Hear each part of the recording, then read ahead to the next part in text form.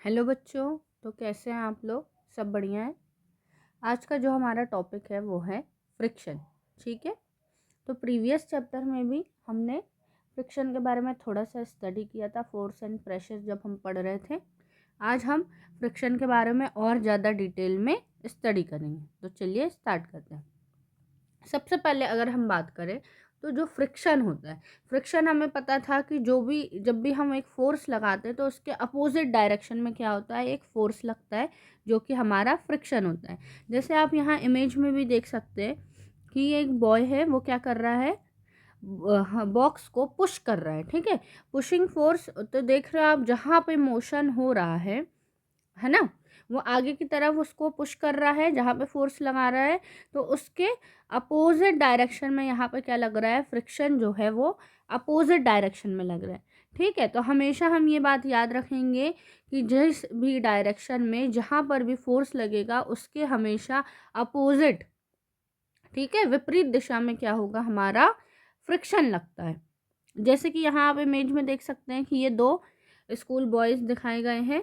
जो क्या हो रहा है, केले के छिलके पर उसका पैर पड़ते ही वो क्या हो गया है, गिर गया है। अब वो गिर इसलिए गया क्योंकि वो स्लिप हो गया, वहाँ पे क्या नहीं था, वहाँ पे फ्रिक्शन फोर्स काम नहीं कर रहा था। ठीक है। तो जब भी रफ सरफेस रहेगी, कैसा रहेगा, रफ रहेगी सरफेस, तो फ्रिक्शन वहाँ पे वर्क करता है। जहाँ पे चिकनी जो सतह रहती है या चिकनी जगह रहेगी वहाँ पे फ्रिक्शन जो फोर्स होता है वो वर्क नहीं करता है। अगर हम फ्रिक्शन की डेफिनेशन देखें, ठीक है, अगर हम फ्रिक्शन की डेफिनेशन देखते हैं तो फ्रिक्शन क्या होता है, friction is defined as the opposite force, क्या है, अपोजिट फोर्स है, which come into play whenever there is relative motion between the two bodies. ठीक है। जब भी दो बॉडीज आपस में क्या करेंगी, वर्क करेगी, तब हमेशा अपोजिट जो फोर्स लगता है वो कहलाता है हमारा क्या, फ्रिक्शन। जैसे कि ये बॉक्स है ना, बॉक्स की एक सरफेस है और यहाँ पे ज़मीन है हमारी, तो दो सरफेस है एक दूसरे का कांटेक्ट में आ रही है, तो यहाँ पर पुशिंग फोर्स लग रहा है, फोर्स है ना, आगे की तरफ लग रहा है। तो फोर्स जो है, फ्रिक्शन जो है, फोर्स ऑफ फ्रिक्शन वो पीछे की तरफ लगेगा, हमेशा अपोजिट डायरेक्शन में। यहाँ पे टू बॉडीज़ में देखो तो एक लैंड है ना, ज़मीन है, और एक ये ह्यूमन बॉडी है, मतलब हमारे पैर की सतह बोल दो या हम हैं। तो ये क्या हो गया, हमेशा टू बॉडीज़ के बीच में फ्रिक्शन फोर्स जो है वो वर्क करता है। ठीक है। तो ये नॉर्मल सी डेफिनेशन थी, नॉर्मल सा इंट्रो था। चलिए नेक्स्ट हम और बात कर लेते, क्या यूजेस ऑफ फ्रिक्शन की। तो क्या फ्रिक्शन का कहाँ का यूज़ होता है, तो फ्रिक्शन सबसे पहले है, friction help us to walk and prevent us from slipping, है ना। वही हमने इस इमेज में देखा कि क्या होता है, वॉक करने में हमें हेल्प करता है और हमें स्लिपिंग से, है ना, फिसलने से बचाता है। यहाँ पे फ्रिक्शन नहीं था इसीलिए वो बॉय जो है वो गिर गया था। नेक्स्ट बात करते हैं, तो friction between the car tyre and the road give a grip to the road, है ना। हमने बात की थी कि जो टायर होता है, टायर को कैसे बनाया जाता है, उसमें इरेगुलरिटीज रहती है। हम देखते हैं उसमें क्या रहता है, बहुत सारी ग्रिप्स रहती है टायर में ना। वो ग्रिप्स क्यों बनाई जाती है, ताकि जब रोड का और टायर का, जो कार का टायर है, उनके बीच में जब भी कांटेक्ट हो, ठीक है, तो कार क्या है, स्मूथली आसानी से ग्राउंड पर चल सके, इसीलिए क्या होता है, उसमें ग्रिप्स बनाए जाते हैं। It also stop car tyre from skidding on the road, ठीक है, तो वो उसको स्कीडिंग होने से बचाता है। ठीक है। स्कीडिंग मतलब होता है, याद रखना, फिसलना। ठीक है। तो स्कीडिंग होने से वो बचाता है, मतलब फिसलने से कार को वो रोकता है, कौन, हमारा फ्रिक्शन फोर्स। उसके बाद जो फ्रिक्शन है, friction produce heat and make us feel warm when cold winter days. ठीक है।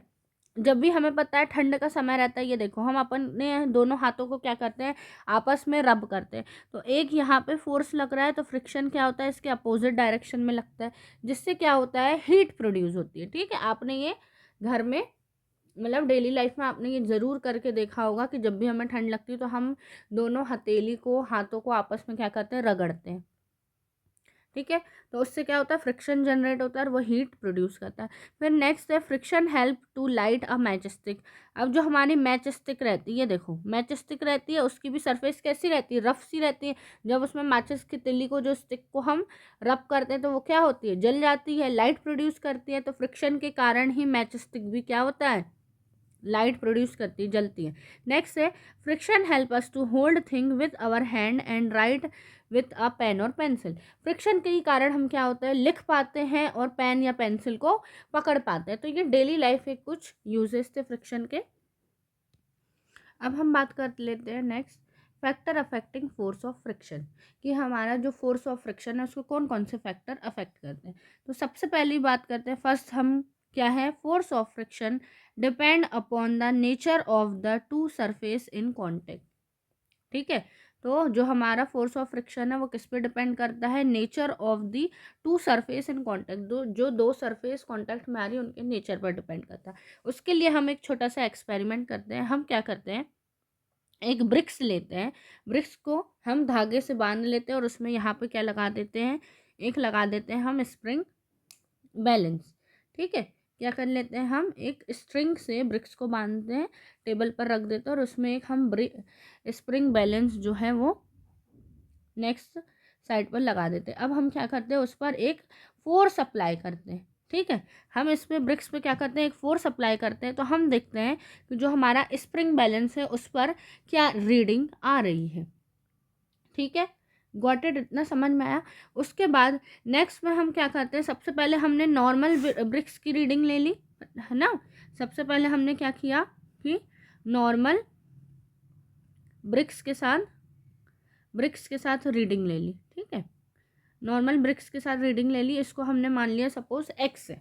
ठीक है। उसके बाद नेक्स्ट हम क्या करते हैं, इस ब्रिक्स को क्या कर देते हैं, bricks wrapped with polythene, wrapped with polythene. अब हमने ब्रिक्स को क्या किया, एक पॉलीथीन से क्या कर दिया, हमने रैप कर दिया। ठीक है। पॉलीथीन से क्या कर दिया, रैप कर दिया है। इसको हमने सपोज वाई मान लिया है। ठीक है। उसके बाद अब हम क्या कर रहे हैं, उसको एक फोर्स अप्लाई कर रहे हैं और उसको मेज़र कर रहे हैं हम स्प्रिंग बैलेंस से। तो उसमें जो रीडिंग आ रही है, फिर रीडिंग को नोट डाउन कर लेंगे। ठीक है। उस रीडिंग को हमने क्या किया, नोट डाउन कर लिया। थर्ड एक्सपेरिमेंट में क्या किया हमने, ब्रिक्स को रैप कर लिया है, ब्रिक्स रैप्ड विथ जूट। ठीक है। अब थर्ड में हमने क्या किया कि जूट से हमने उसको रैप कर दिया है एंड टेक रीडिंग।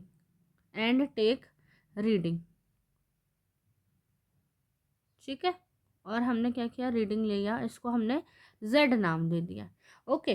तो अब हम ये तीनों ही कंडीशन में देखेंगे, ये जो हमारा 3 कंडीशन है। सबसे पहले हमने क्या किया, ब्रिक्स की रीडिंग ली। ठीक है। ब्रिक्स की रीडिंग ली, उसको नोट डाउन किया हमने। उसके बाद जब हमने पॉलीथिन से ब्रिक्स को रैप किया, ठीक है, तो एक्स की वैल्यू जो है वो ग्रेटर है वाई से, और जेड जो है जूट है ना, जूट से जब रब किया तो जूट से और ज़्यादा हमारा फ्रिक्शन फोर्स आया। मीन्स कि कहने का मतलब ये है कि जितनी ज़्यादा हमारी सरफेस रफ होगी, ठीक है, जितनी ज़्यादा हमारी क्या होगी, सरफेस रफ होगी, उतना ही ज़्यादा क्या होगा, उस पर हमारा फ्रिक्शन फोर्स उसका उतना ही ज़्यादा होगा। मान लो हमारा जो ब्रिक्स था तो उसकी सरफेस थोड़ी ज़्यादा, सरफेस कैसी थी, थोड़ी ज़्यादा रफ थी, तो उसका रीडिंग क्या हुई, फोर्स ऑफ फ्रिक्शन उस पर ज़्यादा लगा, तो एक्स की वैल्यू ज़्यादा आई एज़ कम्पेयर टू वाई, क्योंकि पॉलीथिन क्या हो गई, हमारी चिकनी सी सरफेस हो गई, तो उसमें इतना ज़्यादा फोर्स ऑफ फ्रिक्शन नहीं लगा। उसके बाद जैसे हमने ब्रिक्स को क्या किया, जूट से रैप किया, तो उसकी सरफेस और ज़्यादा कैसी हो गई, खुरदुरी हो गई, रफनेस आ गई, है ना। तो जेड की वैल्यू और ज़्यादा आ गई। तो ये क्या है, फ्रिक्शन फोर्स। तो सबसे ज़्यादा किस में था, जूट में, फिर हमारा किस में था, नॉर्मल ब्रिक्स में, और फिर हमारा किस में था, नेक्स्ट सबसे लास्ट हमारा पॉलीथीन बैग में था। ठीक है। उसके बाद हम स्प्रिंग बैलेंस के बारे में थोड़ा सा स्टडी कर लेते हैं। ये स्प्रिंग बैलेंस होता क्या है। तो spring balance is a device use for measuring the force acting on an object. किसी भी ऑब्जेक्ट पे जो भी फोर्स अप्लाई होता है उसे ये मेज़र करता है। It consist of a coil spring which get stretch when a force is applied to it. ठीक है। तो इसके अंदर क्या होती, कॉइल होती है, ठीक है, स्प्रिंग जैसी कॉइल होती है। तो जब भी हम यहाँ पे क्या होता है, कोई भी वेट लटकाते हैं तो ये क्या होता है, ये ऐसा स्ट्रेच होता है, खिंचता है, ठीक है। जितना ज़्यादा वेट होगा तो वो उतना ज़्यादा नीचे तक ऐसे खिंच जाएगा। Stretch of the spring is measured by a pointer moving on a gradual scale. इस स्केल पर क्या होता है, जो पॉइंटर है वो मूव करता है, जिससे कि हम अपनी रीडिंग को क्या कर लेते हैं, नोट डाउन कर लेते हैं। The reading on the scale give the magnitude of the force. ये क्या बताता है हमें, मैग्नीट्यूड ऑफ द फोर्स बताता है। तो स्प्रिंग बैलेंस का यूज़ कहाँ होता है, याद रखना, मेजरिंग द फोर्स, ठीक है। उससे ही हम क्या निकाल लेते हैं, फ्रिक्शन फोर्स निकाल लेते हैं। चलो नेक्स्ट हम बात करते हैं सेकंड फैक्टर क्या होता है। तो सेकंड फैक्टर है हमारा क्या, रफनेस ऑफ द सरफेस, ठीक है। अभी हमने बताया कि किस तरीके से हमारी दो सरफेस जो है कांटेक्ट में आती हैं, किस पे डिपेंड करता है वो, कि किस तरीके की हमारी क्या है, सरफेस है। Force of friction depend upon the nature of the two surface in contact.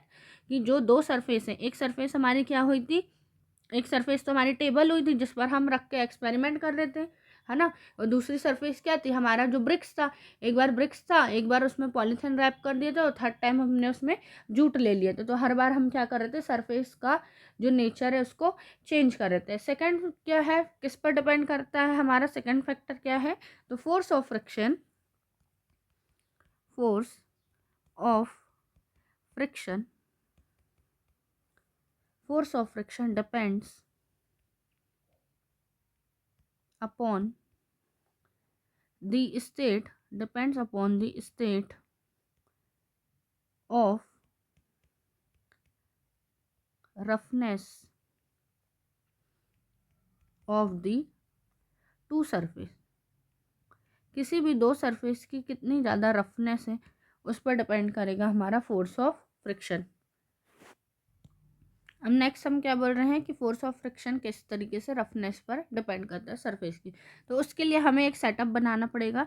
इस तरीके से देखो, ये दो बॉय हैं, उन्होंने एक्सपेरिमेंट किया है कि एक टेबल है, उसमें क्या किया उन्होंने, एक बुक को या फिर एक और वुडन प्लेस को ऐसे इंक्लाइंड, मतलब फिसलते हुए एंगल में, इंक्लाइंड प्लेन में इस तरीके से क्या किया है, एक सेटअप बना लिया, ठीक है। यहाँ पे एक बना लिया उसने, मार्क है। अब उसने क्या लिया है, एक सेल लिया है, या फिर हम उसको पेंसिल लेकर भी एक्सपेरिमेंट कर सकते हैं।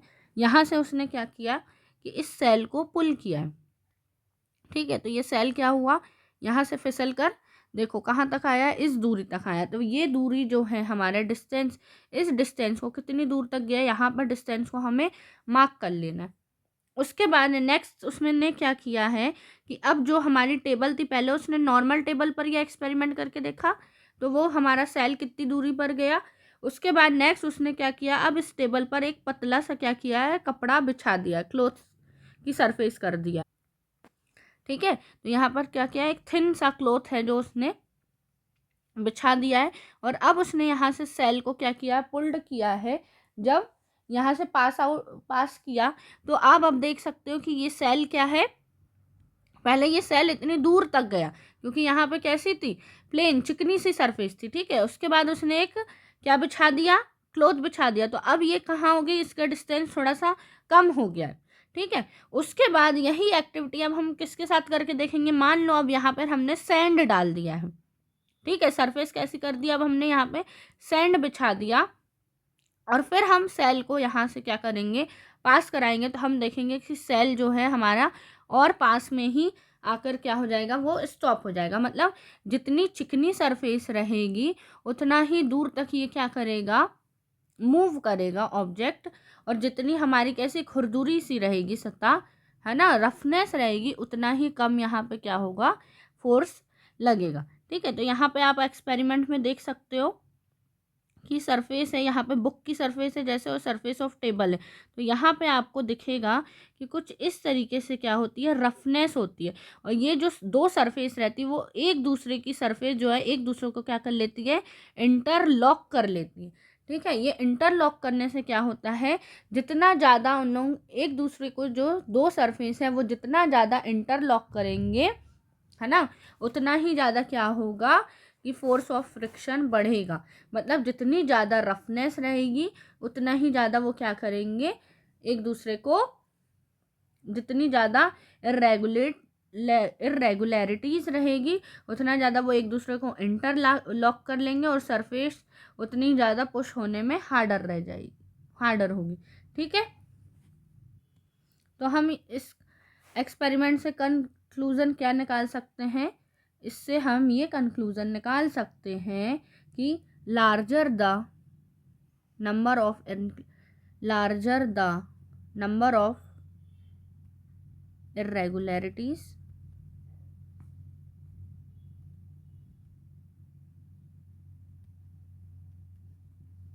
force of friction is greater.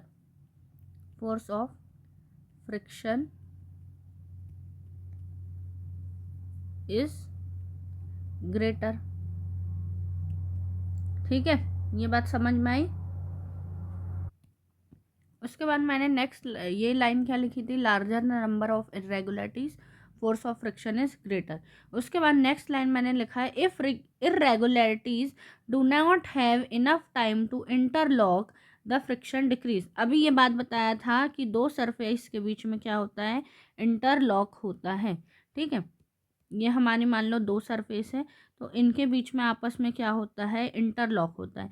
जितना ज़्यादा इंटरलॉक होगा उतना ही ज़्यादा फोर्स ऑफ फ्रिक्शन होगा, मतलब वो उतना स्ट्रांगली क्या होंगे? एक दूसरे से पकड़ बना के रखते हैं।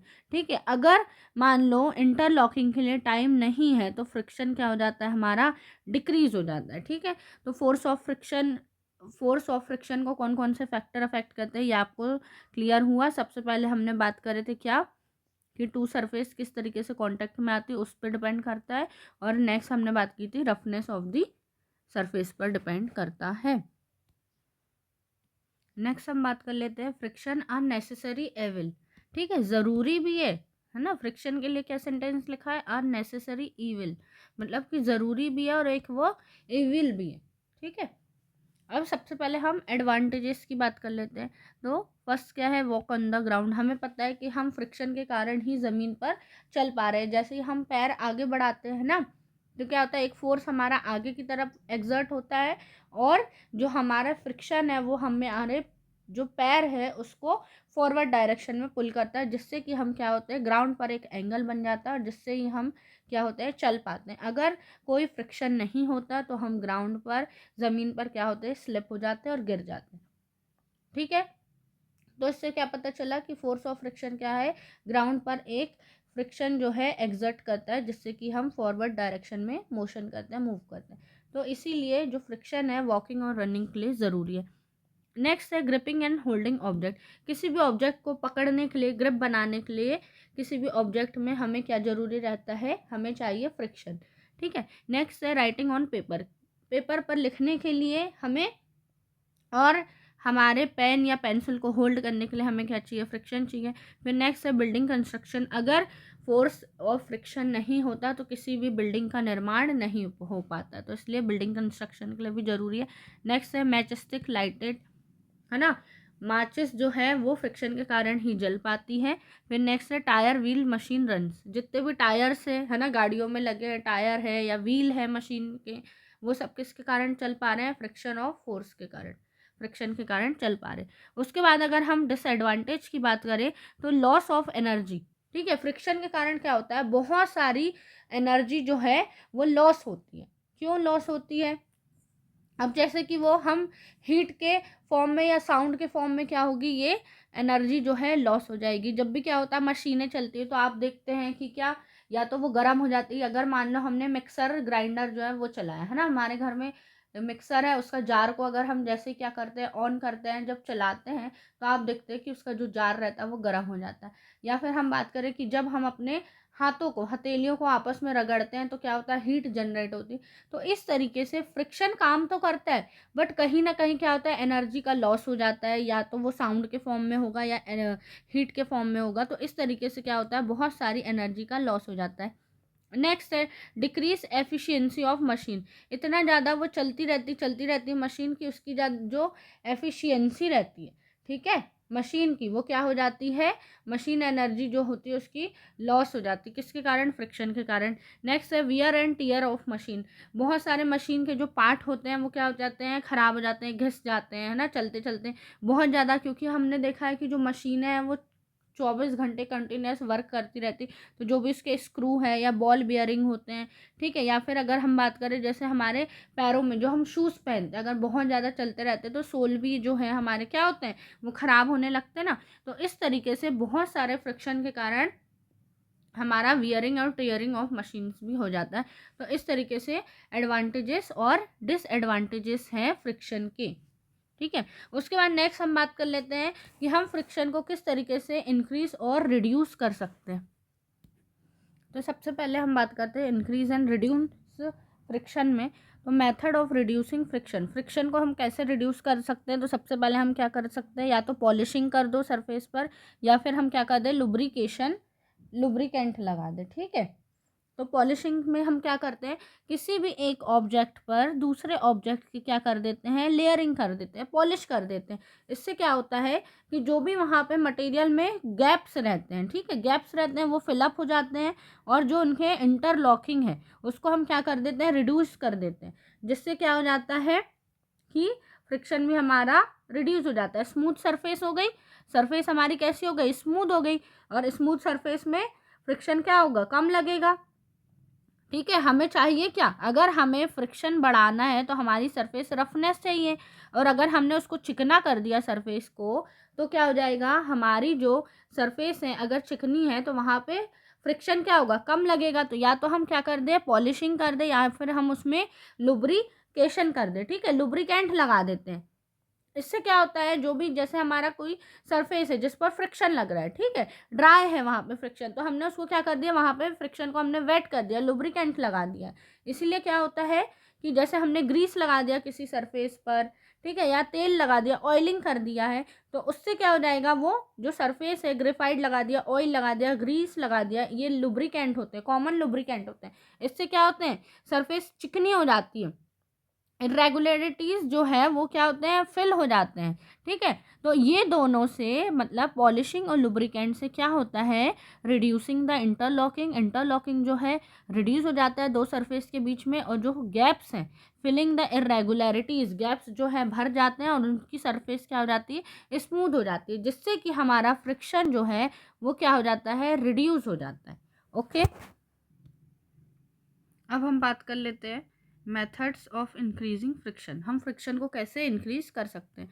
तो सबसे पहले हम सरफेस को कैसी बना दे, रफ बना दे, ठीक है।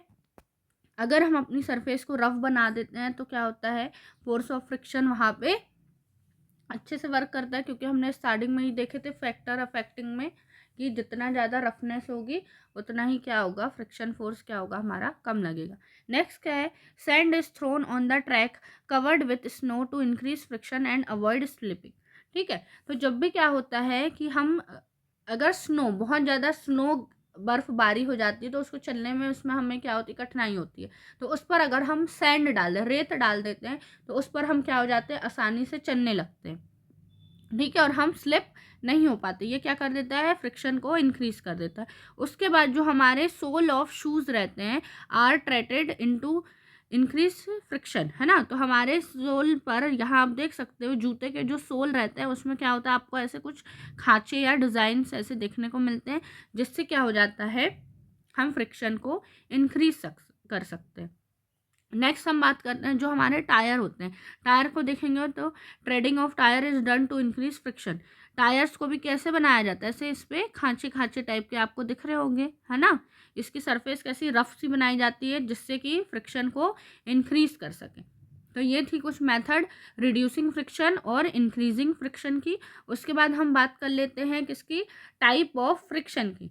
तो टाइप ऑफ फ्रिक्शन में हमें सबसे पहले देखना है स्टैटिक फ्रिक्शन, ठीक है। स्टैटिक फ्रिक्शन क्या होता है, जब भी हमारा ऑब्जेक्ट जो होता है रेस्ट में होता है, ठीक है। तो एक तरफ से क्या होता है, एक तरफ से फोर्स लगता है, उसके अपोजिट डायरेक्शन में क्या है, हमारा फ्रिक्शन लगता है, ठीक है। तो इस तरीके का जो हमारा फ्रिक्शन होता है वो होता है हमारा स्टैटिक फ्रिक्शन। उसके बाद स्लाइडिंग फ्रिक्शन क्या होता है, जब हमारा ऑब्जेक्ट क्या होता है, स्लाइड करता रहता है, फिसलता रहता है, तब क्या होता है, उसके अपोजिट डायरेक्शन में जब फोर्स लगता है, एक तरीके का फ्रिक्शन लगता है, तो वो होता है हमारा स्लाइडिंग फ्रिक्शन।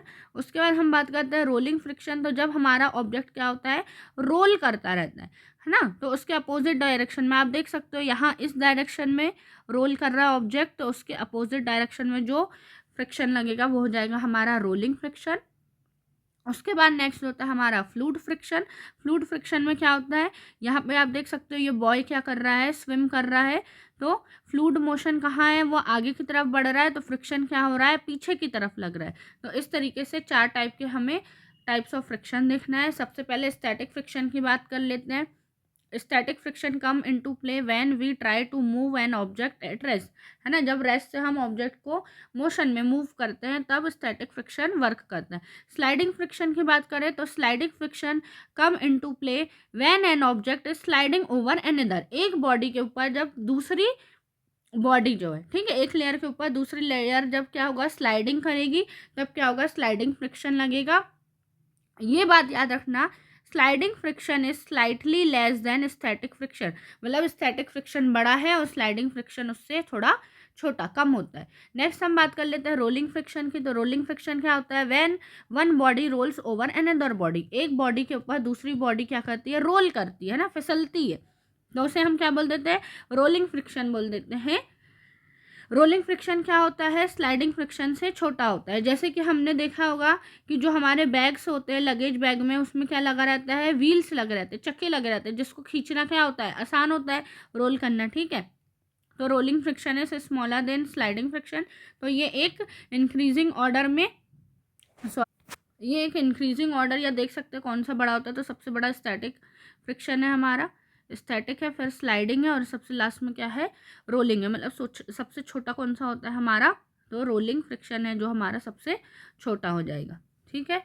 उसके बाद नेक्स्ट हम बात कर लेते हैं फ्लूइड फ्रिक्शन की। तो फ्लूइड फ्रिक्शन क्या होता है, याद रखना, फ्लूइड्स किसे कहते हैं हम, जब गैस और लिक्विड आपस में क्या हो जाते हैं, हमारे मिल जाते हैं, गैस प्लस लिक्विड, गैस हो या तो कोई भी चीज़ क्या हो, हमारा लिक्विड हो, गैस हो या लिक्विड हो, उसको हम क्या बोल देते हैं, फ्लूइड बोल देते हैं। तो गैस या लिक्विड जब एक क्या लगाते हैं, फोर्स लगाते हैं, तो उसे हम बोल देते हैं fluid friction. when fluids, gas and liquid exert force of friction on object in motion through them, क्या होता है, जब भी हम एक लिक्विड, ठीक है, मान लो कि हम क्या कर रहे हैं, किसी पानी में तैर रहे हैं, ठीक है, तो एक फोर्स जो है एग्जर्ट होगा उस फ्लूइड के द्वारा, है ना, पानी के द्वारा हमारे ऊपर, जो हम एक ऑब्जेक्ट है, या फिर हम बात कर ले कोई बॉल जो मूव करती है या हम ही मूव करते हैं, तो हमारे ऊपर जो भी एक फोर्स लगेगा, फोर्स ऑफ फ्रिक्शन जो होगा, वो क्या होता है, फ्लूइड फ्रिक्शन होता है, ठीक है। और ये फ्लूइड फ्रिक्शन, ये जो फोर्स लगाता है, ये फोर्स लगाता कौन है, तो याद रखना वो जो फ्लूइड रहता है, इसलिए यहाँ लिखा है when fluid exert force, force कौन लगा रहा है, फ्लूइड लगा रहा है, exert force of friction on object, हमारे ऊपर, अगर हम तैर रहे हैं तो हमारे ऊपर, या फिर कोई बॉल है जो तैर रही है तो उसके ऊपर कौन लगाएगा, एक फ्लूइड जो है एक फोर्स लगाता है, तो उसी फोर्स को हम बोल देते हैं फ्लूइड फ्रिक्शन, ठीक है। अब the friction force exerted by fluid is also called drag, इसको हम क्या बोल देते हैं, फ्लूइड फ्रिक्शन भी बोल देते हैं, ड्रैग भी बोल देते हैं, ठीक है। याद रखना, ड्रैग वर्ड आएगा तो कंफ्यूज नहीं होना है। ड्रैग मतलब होता है जब कोई फ्लूइड एक फ्रिक्शन फोर्स लगाता है। अब जो ये फ्लूइड फ्रिक्शन होता है वो किस पर डिपेंड करता है, तो सबसे पहले speed with respect to the force, अगर हम तैर रहे हैं, ठीक है, मान लो कोई रेसिंग हो रही है स्विमिंग वाली, तो स्विमर जो है वो कितनी स्पीड से तैर रहे हैं उस पर डिपेंड करेगा, उसी के हिसाब से तो फ्रिक्शन लगेगा, फ्लूइड फ्रिक्शन लगेगा, ठीक है। उसके बाद shape of the object, object का शेप किस तरीके से होता है उस पर भी डिपेंड करता है फ्लूइड फ्रिक्शन। उसके बाद नेचर ऑफ द फ्लूइड, कि फ्लूइड का नेचर किस तरीके से है, वो किससे मिलके बना, उस पर भी डिपेंड करता है। जैसे हम यहाँ पर देख सकते हैं, अगर हम सपोज करो हम बर्ड की बात करें, तो बर्ड कहाँ पे उड़ते हैं, एयर में, है ना, हवा पे उड़ते हैं, तो इस तरीके से उनका शेप जो होता है ऑब्जेक्ट का, वो मॉडिफाई हो जाता है, उन लोग अपने शेप में क्या कर लेते हैं, चेंजेस लेते हैं, एडेप्टेशन ले आते हैं, जिससे क्या होता है कि वो क्या कर सकते हैं, एक फोर्स उस पर जब भी एयर या फिर जो फिश होती है ना, उनको पूरे टाइम कहाँ रहना है, फिश को भी पूरे टाइम पानी में रहना है, तो उनकी जो बॉडी रहती है वो स्ट्रीम लाइन हो जाती है, मतलब ये एक स्पेशल शेप हो जाता है to object to reduce fluid friction. ठीक है, तो अगर हम बात कर ले किसकी, स्ट्रीम लाइनिंग की, तो इस तरीके से वो लोग क्या कर लेते हैं, अपनी बॉडी में एक चेंजेस बोल सकते हैं, है ना, उनका शेप ही उस तरीके से हो जाता है ताकि उनका जो फ्लूइड फ्रिक्शन है, ताकि उन पर जो फ्लूइड फ्रिक्शन लगे वो कम से कम लगे, रिड्यूस लगे, इसीलिए क्या हो जाता है, गिविंग स्पेशल